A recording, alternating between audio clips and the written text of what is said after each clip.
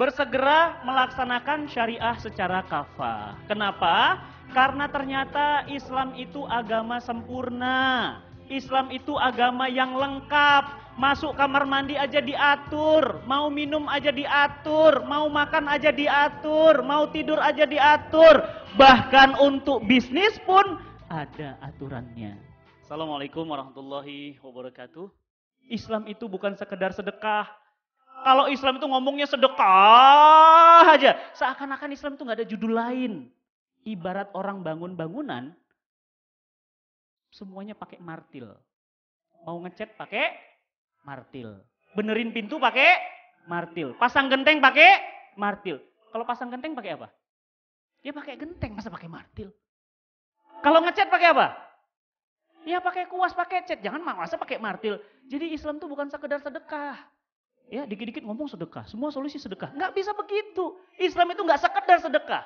Islam itu ada hukum-hukum fikih yang terinci. Dan Islam adalah hal yang sangat detail. Ya, bukan dikit-dikit sedekah. Belum nikah, sedekah. Ya nikah udah sedekah juga banyak. Kalau nggak datang jodohnya, kalau nggak di depan jodohnya dilamar gimana? Ya sama Jakarta Bandung. Nggak bisa. Ya. Nah, oleh karena itu maka ayo segera, cepat-cepat pulang dari sini, yuk segera belajar, langsung take action bisnisnya. Ambil peluang-peluang opportunity, kerjakan. Jangan takut. Kenapa? Allah berfirman, "Wa syari'u ila magfiratim mir rabbikum wa jannatun arduhas samawati wal ardu muttaqin." Cepat mohon ampun, cepat menyongsong surga Allah yang luasnya seluas langit dan bumi. Nah, nih ya, ini penting nih. Bersegeralah kita kepada ampunan Allah dan surga yang luasnya seluas langit dan bumi. Dan bersegeranya kita seperti bersegera kita merespon handphone yang ada. Wis, istriku sayang, langsung diangkat. Ya, tapi begitu, seret gak kenal. Gak usah. Kenapa? Gak kenal. Sama kayak kita. Allahu Akbar, Allahu Akbar. Merespon gak? Merespon. Apa bedanya kata ada azan kita dengan kambing? Kalau kita orang Islam, Allahu Akbar, Allahu Akbar. Mas, bentar ya, meetingnya kita cut dulu. Tuh, yang ngasih kita rezeki, yang ngasih kita kehidupan udah manggil. Yuk, kita bubar dulu ya, nanti kita sholat dulu. Kalau kambing gimana? Allahu Akbar, Allahu Akbar. Mbeh. Yang bapaknya itu, yang ibunya, mbeh. Yang anaknya, mbeh. Gitu ya. Anak satu keluarga itu adalah kambing. Gak peduli panggilan Allah. Berangkat mas, kejar, apalagi laki-laki, kejar soft pertama. Itu softnya VIP itu. Para sahabat itu berebut mereka dapat soft pertama. Kita malah enggak. Udah penuh ya, sholat di rumah aja deh. Ya, waduh, saya bilang Masya Allah orang. Ya, tuh ya. Nah bersegera. Bersegera kenapa? Nih, orang-orang yang mukmin beruntung itu mendapat kemenangan adalah mukmin yang bertakwa. Jika mereka diperintah Allah untuk taat, mereka katakan sami'na wa ato'na. Kami dengar, kami taat ya Allah. Kenapa sholat? Karena itu perintah Allah. Kenapa belum nutup aurat? Apakah itu bukan perintah Allah? Perintah Allah. Ustadz, babi haram loh Ustadz. Iya. Kalau riba haram nggak? Enggak. Kenapa? Karena haramnya riba, haramnya babi jelas. Haramnya riba nggak jelas. Kata siapa?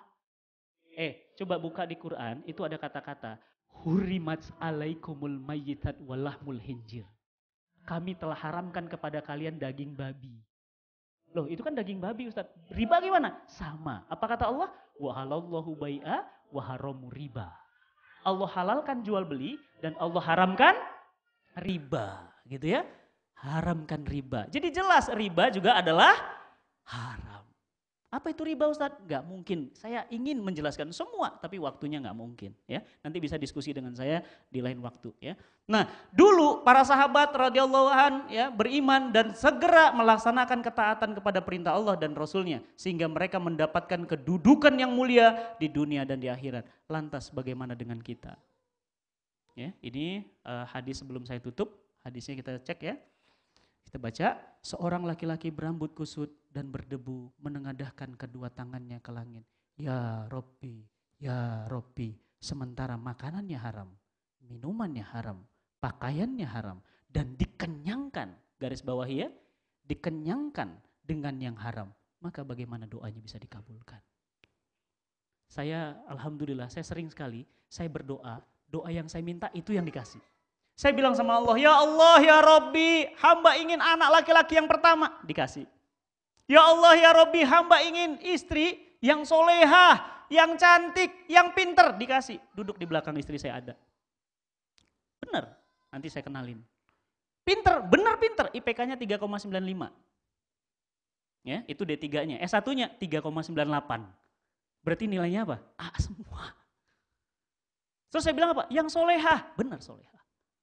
Terus saya bilang lagi, ya Allah, yang rinci doanya. Saya bilang lagi, ya Allah, yang sekampung. Benar dikasih. Iya beneran gitu.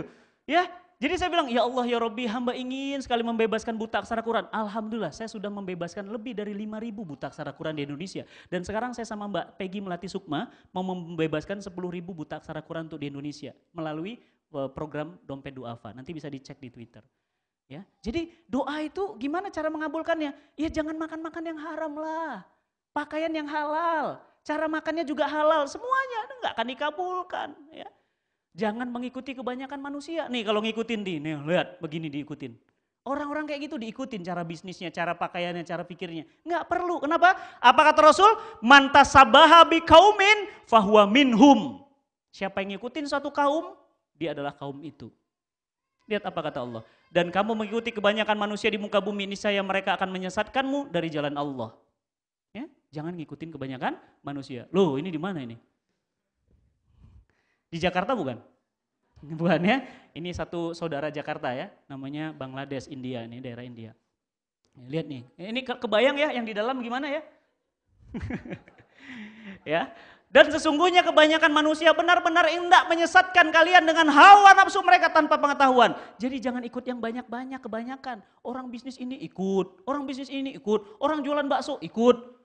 Ya, orang bisnis pulsa ikut, bukan banyak-banyakan ikutnya, tapi harus bisnis yang kita pilih sesuai tren. Nanti ada sahabat saya, guru saya juga, Kang Dewa Eka Prayoga, juga nanti ada timnya Mas Yuswo, itu pakar-pakar semua. Yang satu pakar selling, yang satu pakar marketing. Nanti dia akan ngasih bocoran kepada kita tentang sempurnakan ikhtiar, betul? Ya, nanti akan diajarin gimana caranya teknik closing bisnis dan yang lainnya. Ya, siap?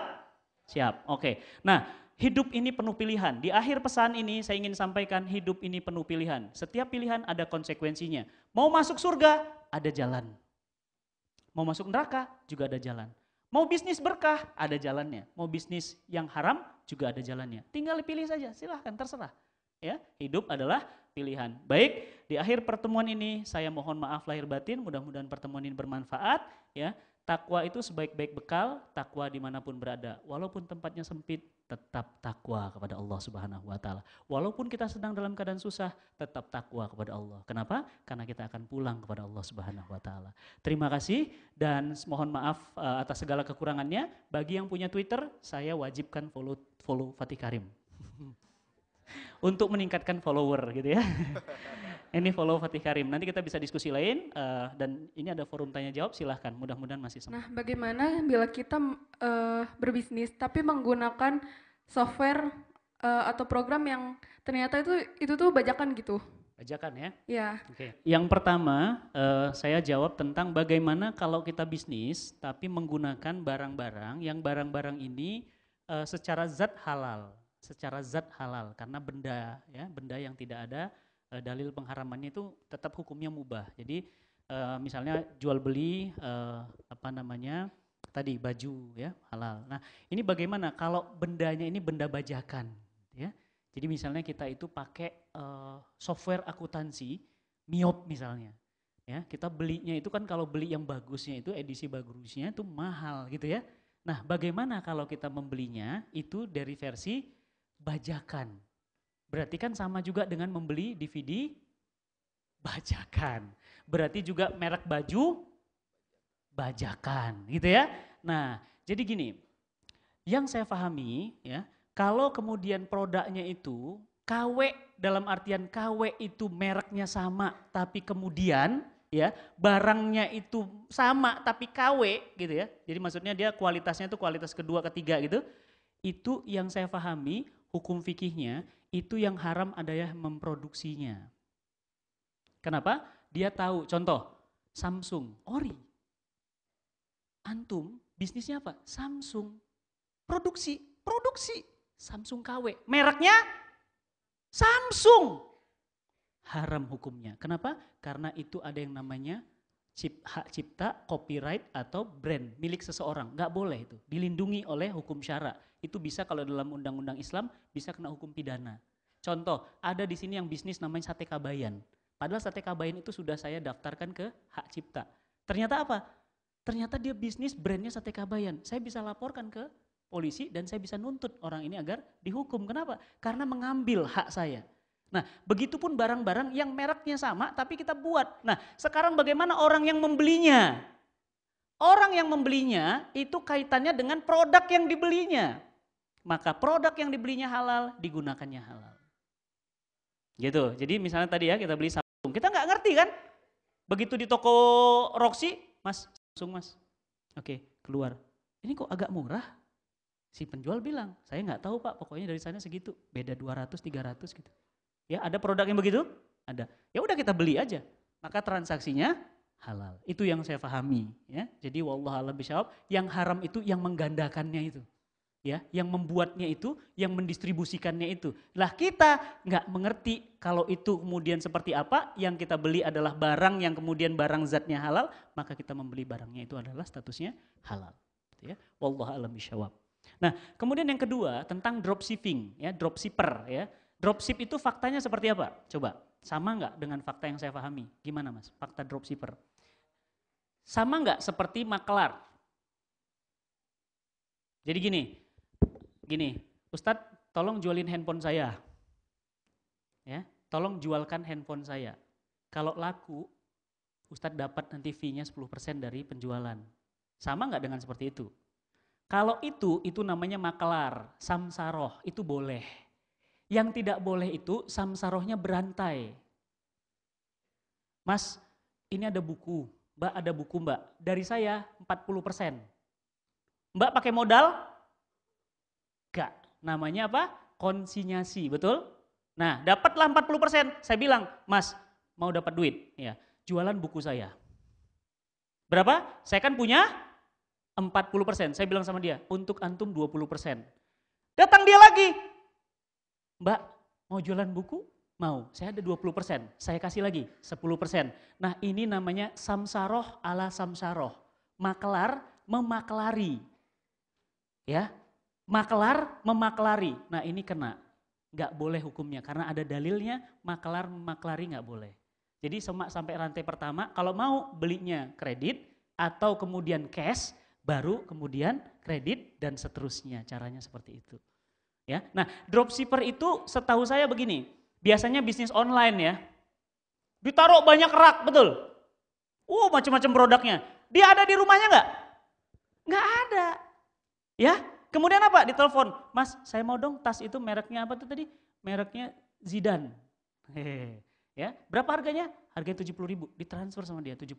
Keluar, siapa yang ngeluarin tasnya? Pabrik, dihubungkan ke pabrik, ya kan? Assalamualaikum, tolong keluarkan tas ini, kirimkan ke sini.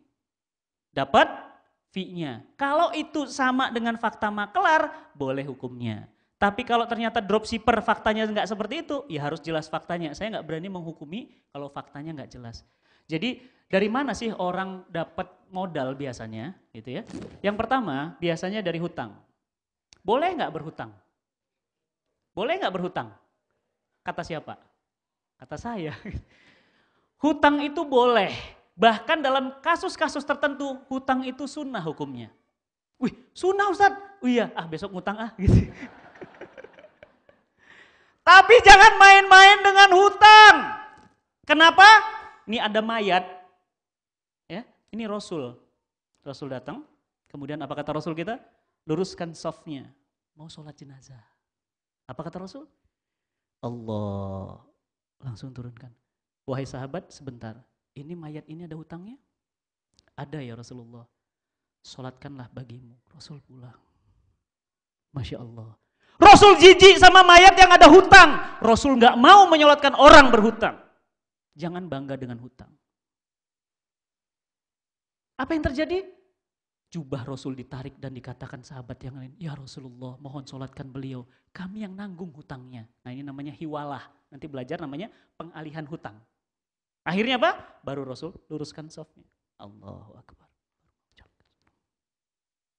Siapa di sini yang gak punya hutang? Semua orang punya hutang. Rasul pun punya hutang. Tapi hutang yang kira-kira itu pasti terbayar. Kalau telat-telat dikit, ya wajar lah namanya juga hutang. Makanya berhutang, yang menghutangi, misalnya antum menghutangi beliau. Pahala antum itu 18 kali lipat dari sedekah. Wih, tapi jangan pakai bunga. Bro, ada namanya, time value of money bro. Apa itu time value of money? Aku nggak ngerti. Time value of money itu uang itu ada nilainya. Nah, uang 10 juta sekarang dengan 10 juta tahun depan turun bro nilainya. Tolonglah tambahkan 10% tanda inflasi. Itu riba. Apa itu riba?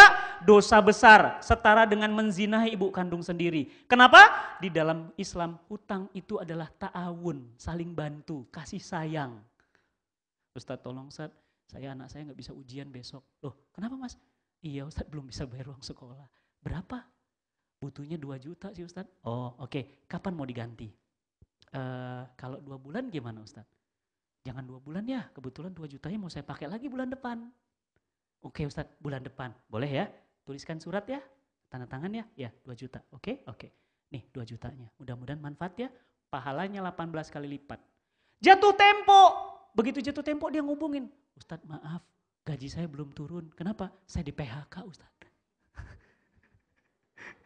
Kenapa akhirnya? Terus gimana dengan hutang saya? Ada pilihan bagi saya. Saya bilang apa? Ya udah, saya main ke rumah antum ya. Iya, saya main ke rumahnya. Begitu saya main ke rumahnya, Masya Allah, anaknya banyak lehonya. Tahu leho? Rumahnya Masya Allah ini. Mas, itu yang bocor gak diperbaiki? Hehe, belum Ustadz. Yang itu mas. Akhirnya saya bilang apa? Mas, gini aja deh mas. Yang 2 juta itu ambil buat antum aja deh. Pahalanya Masya Allah, itu pahalanya selipat ratus dari sedekah. Ya, itu dalam hadis-hadis yang lain dikatakan. Tapi kalau saya bilang, udah gini aja, 2 juta tuh masih saya butuh. Gini aja deh, saya kasih waktu 3 bulan lagi ya. Ya, itu namanya akhlak yang memberikan hutang. Tapi nggak boleh ada tambahan-tambahan. Mas, karena telat mas, kasih denda mas, 10% sebulan. Nggak boleh, itu namanya riba. Ya, ini sekolah SK PNS. Tapi siapa yang PNS di sini? Oh PNS mas, wah saya salah PNS mas ya. Apa itu PNS mas? Pegawai negeri sipil. Oh gitu. Ya, pegawai negeri sipil biasanya SK-nya diapain? Disekolahkan supaya dapat hutangan. Bolehkah seperti itu? Ya boleh, yang penting nggak ada bunganya. Jadi berhutang itu hukumnya boleh bahkan sunnah. Tapi kalau ada tambahan, riba. Apa itu riba? Ya, nih cek aja hadisnya. Ya, ini Al-Baqarah 275. Ya. Ini riba. Nah, tuh ya. Setiap hutang piutang yang menghasilkan manfaat, maka itu riba. Tuh ya. Nah, riba. Tuh. Jika seseorang menghutangkan uang kepada orang lain, janganlah ia menerima hadiah darinya. Apapun. Gak boleh. Benar-benar tulus bantu. Udah bantu aja. Kenapa? Hutang itu tolong menolong. Ya. Apa kata Rasul? Sebaik-baik muslim adalah orang yang tepat waktu membayar hutangnya. Gitu Mas ya. Jadi tentang apa tadi pertanyaannya tentang ya, modal dari hutang. Boleh nggak? Boleh. Tapi Ustadz kalau pinjaman dari bank gimana? Saya balik bertanya, pinjaman dari bank ada bunganya nggak? Ada. Berarti itu riba. Nggak boleh Mas. Jadi dari mana? Cari bank. Ya bisa bank Johan, bisa bank Rudi. Ya, bisa. Nah disitulah pentingnya apa? Silaturahim. Ya kita dekat sama antum. Mas, Afwan mas, saya lagi butuh bantuan. Oh iya, ada butuh apa? Nah, kalau kita baik sama orang, orang baik gak sama kita? Baik. Mas, saya butuh bantuan 100 juta ada mas. Wih, gede banget Ustadz. Tapi tenang aja mas, saya punya surat tanah SHM. Nih, surat tanah atas nama saya. Berapa nilainya? Ini nilainya 300 juta. Hutang saya berapa? 100. Surat tanah saya 300. Akhirnya saya bilang, dikasih sama dia, ditransfer. Udah saya transfer ya Ustadz. Saya kasih surat tanahnya, namanya gadai, rahen. Boleh? Boleh. Kapan janjinya? Tahun depan, tanggal 13 Januari. Begitu tanggal 13 Januari, saya nggak ada kabar, nggak ada. Ternyata apa? Saya SMS, mas mohon maaf saya nggak mampu bayar hutang, bisnis saya jatuh mas. Apa kata beliau? Nggak apa-apa Ustadz, ini gimana nih suratnya? Ya Jual aja deh mas, dijual tanah saya, dapatnya 450 juta. 100-nya kembaliin ke antum, 350 jutanya tolong transfer ke saya. Bisa? Bisa. Itu salah satu tentang memodali bisnis dari cara hutang. Bagaimana kalau hutang ke orang tua? Tetap hutang. Ih, sadis banget, raja tega. Ya bukan, itu hutang. Ya. Nah, adapun orang tua nanti mengampunkan, memaafkan, terserah, ya. Saya ingin sedikit saja materi singkat. Dari sesi ini ada 2 materi nanti, marketing dan selling ya. Kalau marketing tuh beda sama selling apa sih? Ternyata ada bedanya. Selama ini banyak orang berpikir sama ya, betul nggak? Padahal marketing dan selling itu beda. Marketing itu adalah create demand, alias dia menciptakan permintaan. Ya, dia menciptakan permintaan, bikin orang pengen, bikin orang tertarik. Itu tugasnya marketing. Bikin orang jadi, keren juga ya. Nah, itu udah, berarti marketingnya sudah berhasil. Tapi kalau bilang, enggak tertarik, gitu. Biasa aja gitu, berarti marketingnya masih gagal. Oke. Nah, berikutnya adalah selling. Selling itu adalah fulfill demand, alias memenuhi permintaan. Kalau biar gampangnya gini deh, kalau orang marketing, kalau diibaratkan main volley, itu orang marketing yang ngasih umpannya. Yang nyemesnya orang selling atau sales. Ya. Jadi kalau nggak ada dua-dua ini ya juga nggak seru mainnya, betul nggak?